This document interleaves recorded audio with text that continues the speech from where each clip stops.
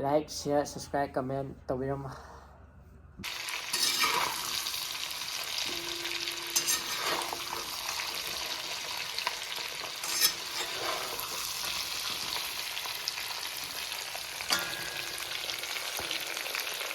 video member khurumjai ngasi sadu se yen makhong ne sne yen makhong le masha bodi ama yawe masha ama mamong ko su yawe aduga sida yerum mo su yawe yerum sida iron ba si kai na kanghau sai ron ba kanghau khang kanghau sida kanghau le kanghau ni su asidi kai to ta le challenge ne to do se ko adu sina kamanoi ba tengot ki hinjang na kamanoi ba aduga chaka makhong asidi challenge ne ba punishment la yuko hoja video je like nungai biraga di like share subscribe comment taw ko bi gan nang ha to ko thaya bra kai no sinangi tangai tangai na ja ai tangai tangai lo jang ni ken nang tangai phati nang lo ida ai tangai ni tangai lo ga da wa yam chi le ba simani hau no ma le hau ga do sin ai na khana ya lâu bên gì ta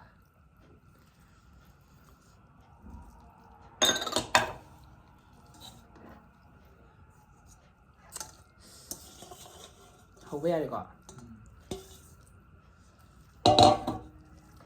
ya ba ya đi 1 2 3 stop go năm cái chén xí đúng rồi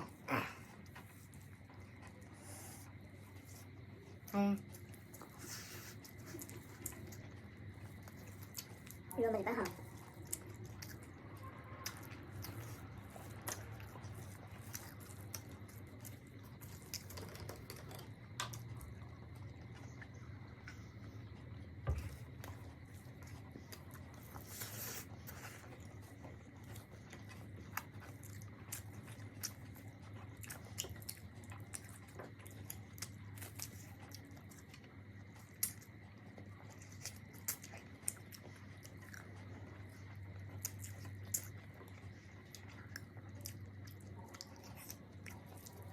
Sao thì tiền rồi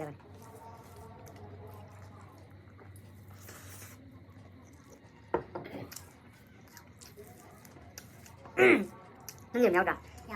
sao rồi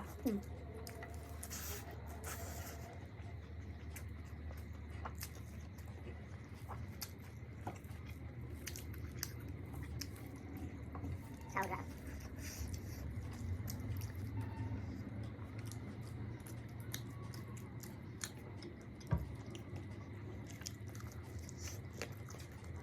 rớt ra thì mà tôi này nó tôi này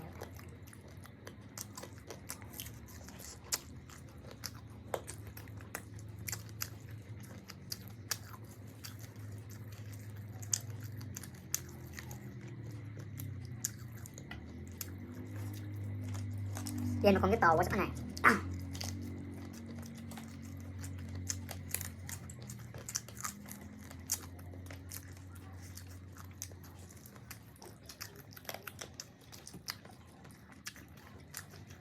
ngon vậy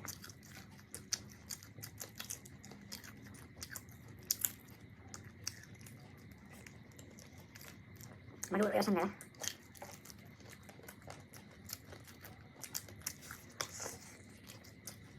đâu đi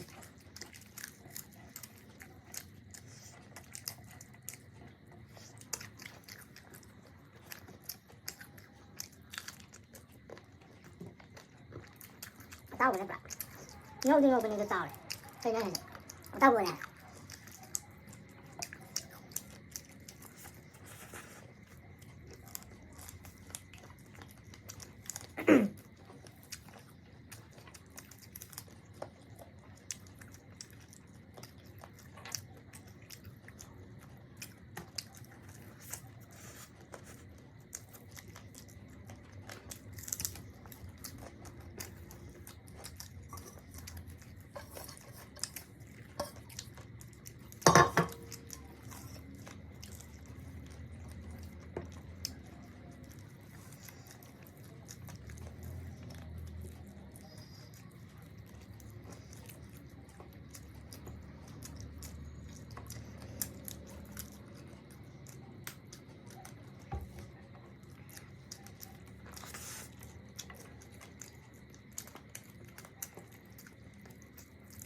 Ama bu sabit koyayım. Atom metal de şey yani var.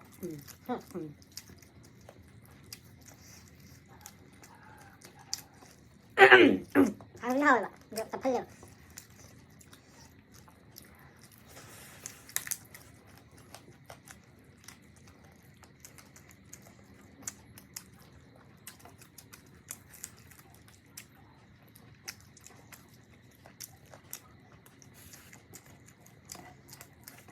À, nó sao rồi?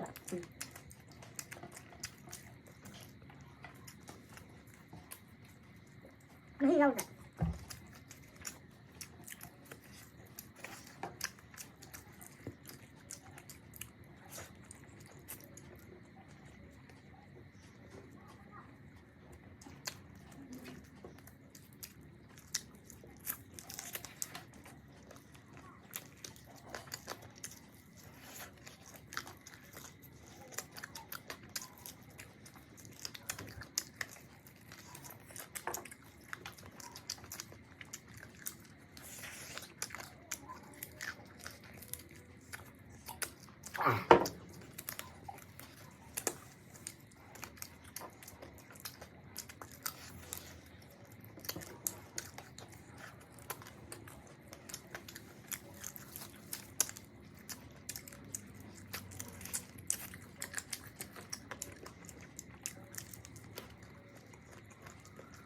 Cứ rau lên rau rồi.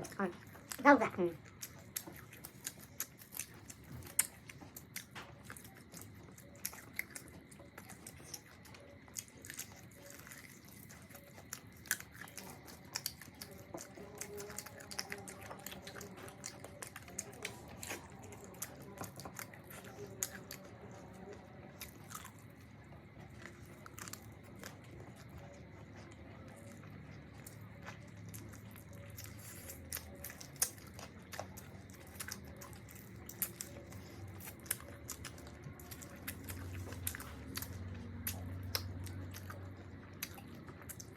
Chị nào? Nào.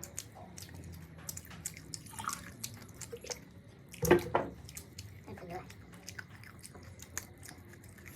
Lấy nhau về ăn.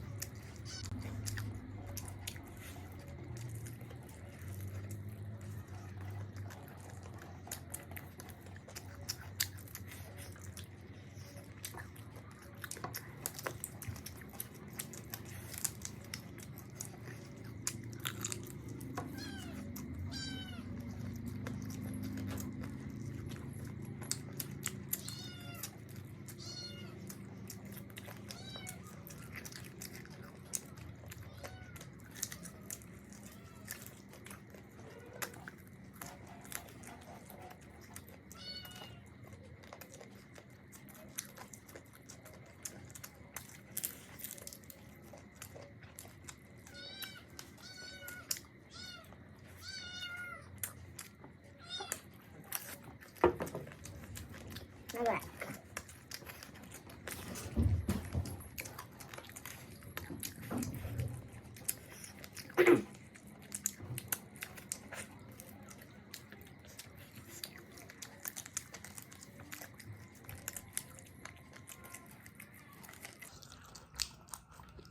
Hầu cái hầu ạ.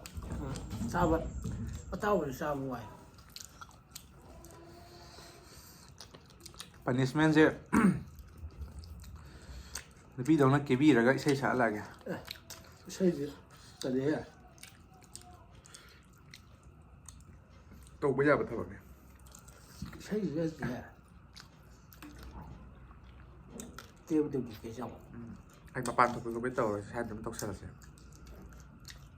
ꯑꯗꯣ ꯃꯌꯥꯝ ꯄꯅꯤꯁꯃꯦꯟꯗꯣ ꯇꯧꯍꯜꯂꯛꯑꯒꯦ ꯑꯩꯅ ꯀꯦꯕꯤꯗꯣꯏꯅꯦꯕ ꯑꯗꯨꯒ ꯏꯁꯩ ꯁꯛꯍꯜꯂꯛꯑꯒꯦ ꯀꯦꯅꯕ ꯄꯣꯠꯁꯤ ꯎꯠꯂꯔꯣꯏꯒꯦ ꯑꯩꯒꯤ ꯁꯤꯀ꯭ꯔꯦꯠꯅꯤ ꯃꯥ ꯅꯨꯡꯗꯥꯡꯗ ꯍꯦꯛ ꯀꯦꯖꯕ ꯏꯁꯥꯁꯦ ꯑꯅꯣ ꯇꯧꯊꯣꯛꯈꯣꯅꯦ ꯑꯅꯣ ꯊꯣꯛꯈꯣꯁꯤꯗꯤ ꯑꯗꯣ ꯌꯥꯎꯗꯨꯝ ꯀꯦ ꯄꯅꯤꯁꯃꯦꯟ ꯑꯅꯣ ꯎꯕ ꯌꯥꯔꯣꯏꯌꯦ ꯀꯔꯤꯅꯣꯅꯦ ꯑꯁ Oh. Actually, you some no man ni na machuze. Oi sang like. Thong no mai de da. So masum hang de interview.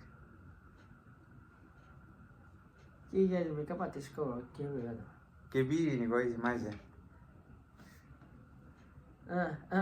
Da mai ke na bai sa. Hang ke de kan ke na. Cái bánh nó thì hiện vật sẽ có đang nằm gọi đi hãy dễ như năng nó cứ bay rồi sẽ cái uống kìa chơi nó mang thôi Đưa nó về rồi khăn đi cái mít tây được chín tây được đúng không chứ biết chín tây nào bên qua ta lip thai thôi lip thai đi xin nói lip thai hả bạn lip hai rồi LIP lip chín nữa rồi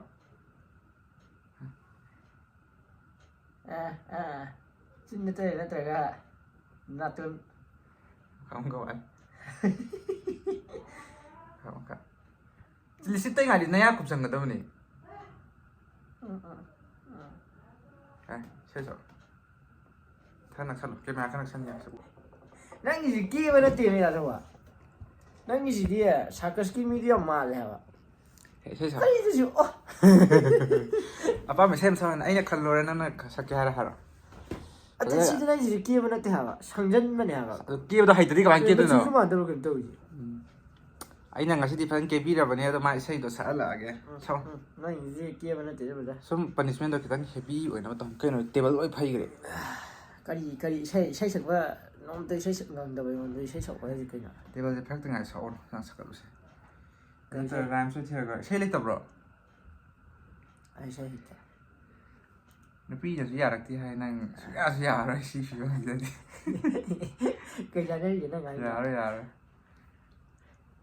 say em có mi gi oi khabi to sa lo ya sai ma tem thao ra sa lo ya cái gì thằng nào mi gi oi krabi nang se ai gi oi ri boy khơi oi ram le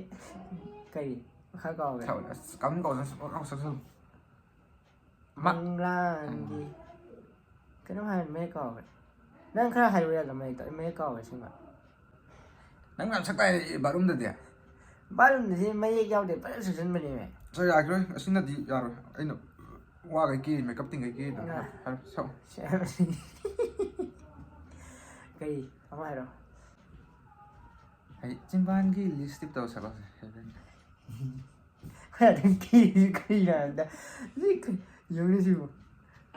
mà giàu sang cái kia giàu sang cái này sang cái này giàu sang anh sai nó đang kêu hay rồi giàu sang đấy sang cái này hả bạn hãy sao lo Mickey Kajal tàu Mickey Kajal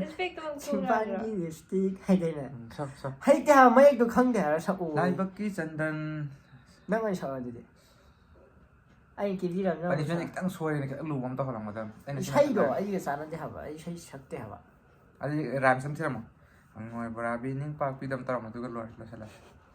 ngồi bờ biển ninh park đi go đi không gì đó cái gì hả khai ninh sang ổ ra ngoài lắm thôi thôi là tình cảm phai đến đây phí về rồi cả 똑같이 너 이제 쉐어하면 하여튼 서로야 돼 마탕 차게 마탕 쉐이 쉐이 받아 해야 가는 마탕 차 Ado video sibu yang benung agadi isai tabi benung agadi like share subscribe 쉐이 따리 봐 comment tau